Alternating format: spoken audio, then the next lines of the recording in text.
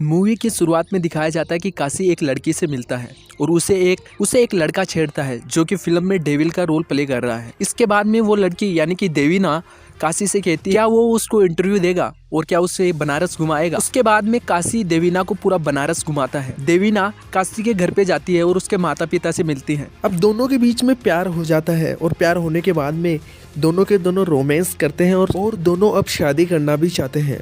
देवीना काशी के घर पे जाती है और उसके माता पिता से मिलती है। काशी के माता पिता काफ़ी बूढ़े हो चुके हैं और उसकी एक बहन है गंगा, जिसे काशी बहुत प्यार करता है। देवीना उस गंगा के लिए एक सूट भी लेके जाती है ताकि उसको गिफ्ट दे सके। फिर इसके बाद में दिखाया जाता है कि देवीना एक दिन काशी से मिलती है और काशी को बताती है कि उसकी बहन गंगा आज कॉलेज से नहीं आई है। काशी उसे उसके कॉलेज में ढूंढता है लेकिन वो वहाँ नहीं मिलती है। फिर दूसरे दिन काशी उसी कॉलेज में जाता है और उसकी प्रिंसिपल से मिलता है। प्रिंसिपल उससे कहती है कि गंगा नाम की लड़की हमारे कॉलेज में पढ़ती ही नहीं। काशी उसकी सहेली से मिलता है और वो सहेली उसे बताती है कि उसका एक लड़के के साथ अफेयर है और कई दिनों से वो उसके साथ घूमती फिरती है। और गंगा काफ़ी दिनों से परेशान भी थी।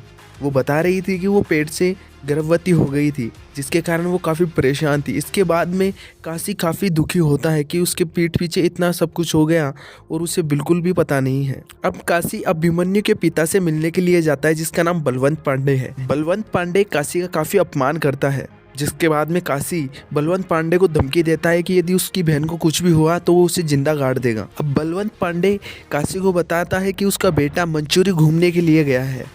अब काशी और देवीना मंचूरी के लिए रवाना हो जाते हैं। कड़ी मशक्कत के बाद में देवीना और काशी अभिमन्यु को तलाश लेते हैं।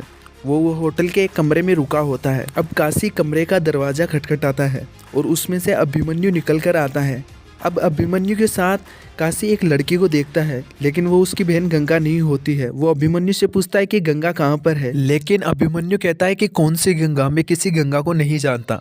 जिसके बाद में काशी काफ़ी गुस्सा हो जाता है और उसे पूरे होटल में दौड़ाता है और उसे होटल के ऊपर वाले हिस्से पर ले जाता है, जहाँ पर काशी गुस्से में होकर उसे नीचे फेंक देता है और अभिमन्यु की मौत हो जाती है। अब जैसे ही काशी घर पर आता है, वैसे ही देवीना काशी से बताती है कि उसकी बहन गंगा की लाश मिली है।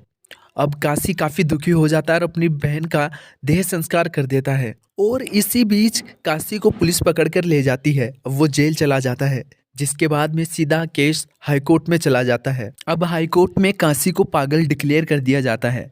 उससे कहा जाता है कि जो कुछ वो बता रहा है, जैसे कि उसके माता पिता हैं, वो इस दुनिया में है ही नहीं, यानी कि वो इस दुनिया में ताल्लुकात ही नहीं रखते। जो कुछ भी काशी सोचता है वो सिर्फ उसकी एक कल्पना है, जिसे वो अपने आसपास होते हुए देखता है। इसी बीच फिल्म में दिखाया जाता है कि काशी बलवंत पांडे का मर्डर कर देता है हाईकोर्ट में और फिर उसको हमेशा के लिए जेल हो जाती है। इसके बाद देवीना काफ़ी खुश होती है, क्योंकि देवीना की बलवंत पांडे से दुश्मनी होती है, क्योंकि उसने उसके पिता और उसके भाई को ख़त्म कर दिया था और वो उससे बदला लेना चाहती थी।